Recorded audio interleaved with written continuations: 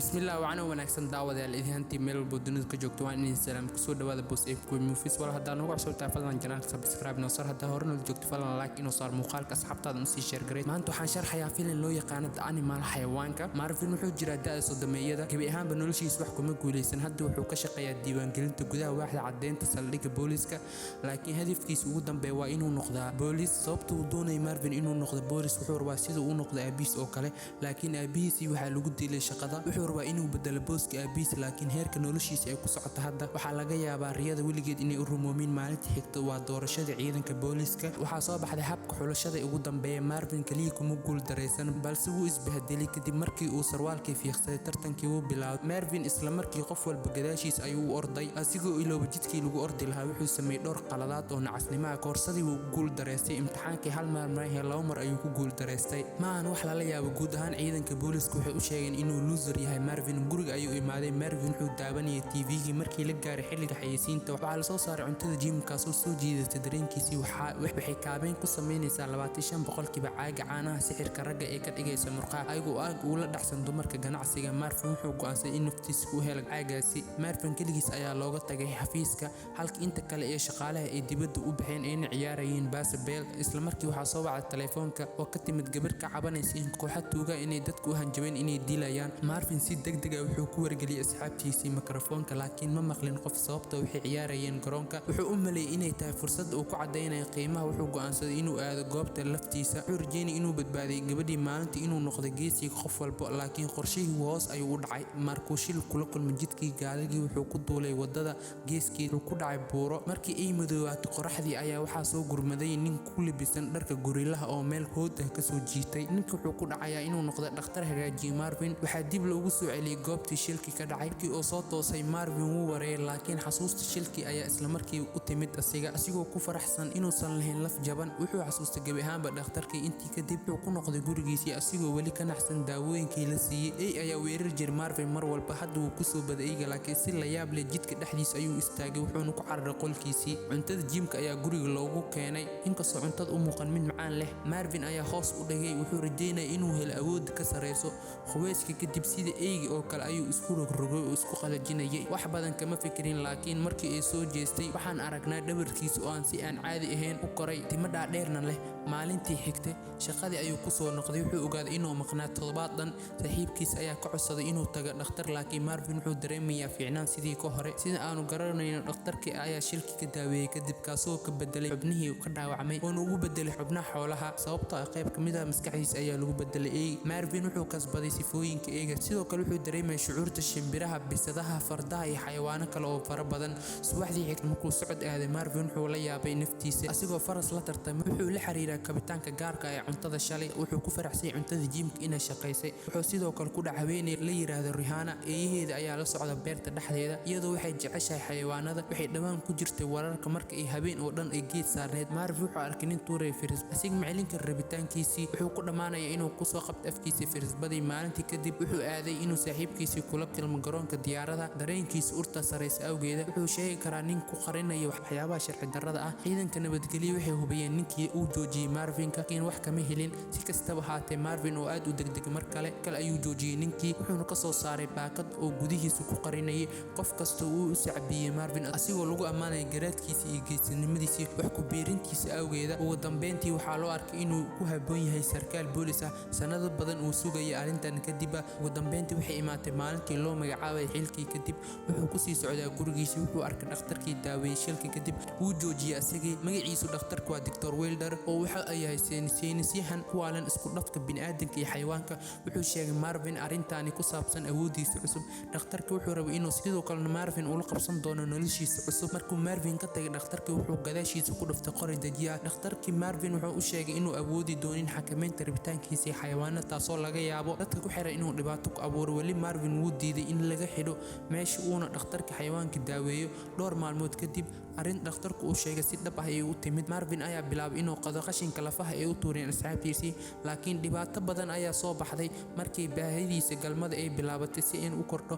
markuu arkay dumarka wadada taagan waxba kama tari karo xitaa wuxuu dareemay inuu soo jiito kalluumada maxaa yeelay sida afkiisu eg yahay afka bisada oo kale dhanka kale wuxuu bilaabay inuu dareemo naxariis fara badan oo xagga xayawaanada ah taasoo ka yaabisay arkaysa Rihanna asigoo ku quudinaya shimbir afkiisii. iyadu waa dadka xayawaanada jecel. subaxdii xigta Marvin wuxuu ku soo toosay dukaanka hilibka lagu iibiyay asigoo calooshiisii ka baxday shaatigii. isla markii wuxuu tagay dhakhtarkii uu weydiistay caawinaad. Dr. Wilder wuxuu rabaa inuu u haysto asiga sida xayawaan gurijoog oo kale ah, laakiin Marvin wuxuu ku adkaystay inuu ku faraxsan yahay noloshiisa boolisnimada. wuxuu u baahan yahay xoogaa gargaar ah. hadda dhakhtarku wuxuu rabaa sidii loogu adkaystay inuu xakameeyo rabitaankiisii. wuxuu ka dhigay Marvin inuu cuno hilibka badan uu tababaray sida eegii oo kale. maalinta xigta Marvin iyo Sergeant way tageen. waxay u baxeen beer si ay u baaraan qaar ka mid ah xayawaanada maqan. Marvin wuxuu sitaa alaabta lagu ciyaaro markuu ku dhiirado inuu sameeyo wuxuusan ahayn inuu sameyn jiray. beerta dhexdeeda Marvin indhihiisa waxay arkeen ri ka soocan xayawaanada kale, waayo iskama celin karaan iyada. si la yaab leh Marvin sidoo kale wuxuu dareemayaa si lamid ah eriyaasha oo kale,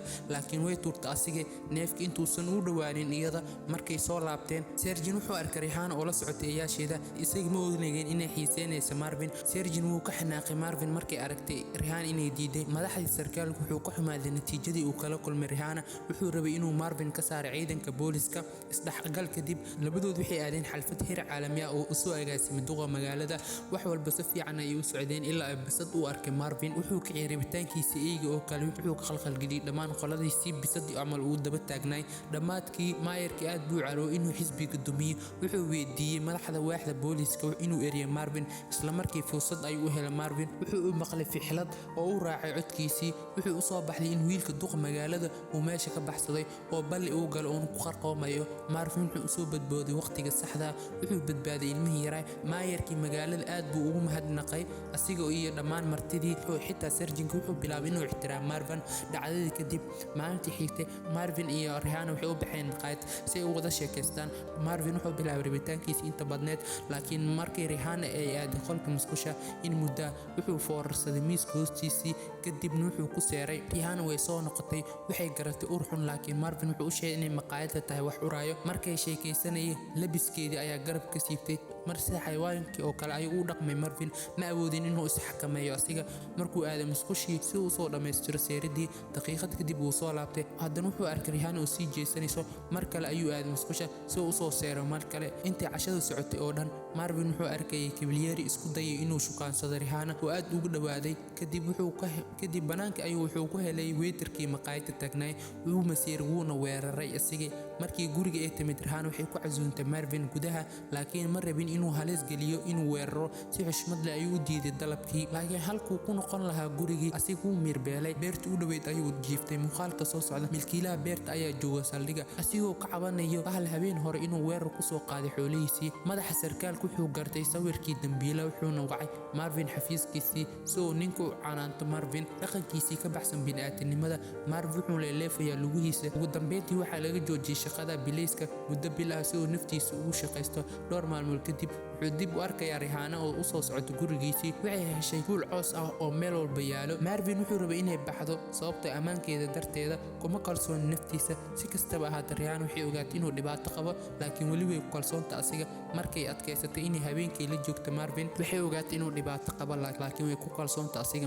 markay ku adkaysatay inay habeenka joogto Marvin wuxuu la yimaaday xal. wuxuu ku codsaday inay gacmaha ka xidho, laakiin arrimihii si dhaqsi ah ayay ammaan iskugu bedel oo waxay ku wada hoydeen meeshay jiifanayeen. mar haddii gacmihii Marvin la xirin waxaa sii socotay dhibaatadii. subaxdii wuxuu ka soo toosay Rihanna agteeda kahor intaysan labadoodu waqti raaxa leh ay wada qaadanin. booliisku waxay yimaadeen guriga banaankiisii. markaan waxay hubaan inuu Marvin ka dambeeyay foodadii habeenkii dhacday. Rihanna iyadoo og inuu Marvin waxba galabsanin ayaa ka dhigaysa inuu daaqada ka xarir isticmaalay xirfadiisa cusub. Marvin wuxuu awooday inuu ka fogaado booliiska, laakiin warar ku saabsan inuu yahay nin weeraray sac ayaa laga soo daayay TV-gii. saraakiishii dadka rayidka ugu wanaagsan magaalada ayaa gacmo iskugula tagay si uu abaabulaan isaga xalfad gobaad. dhammaantood way hubeysan yihiin. waxay diyaar u yihiin inay dilaan Marvin markas ay arkaan.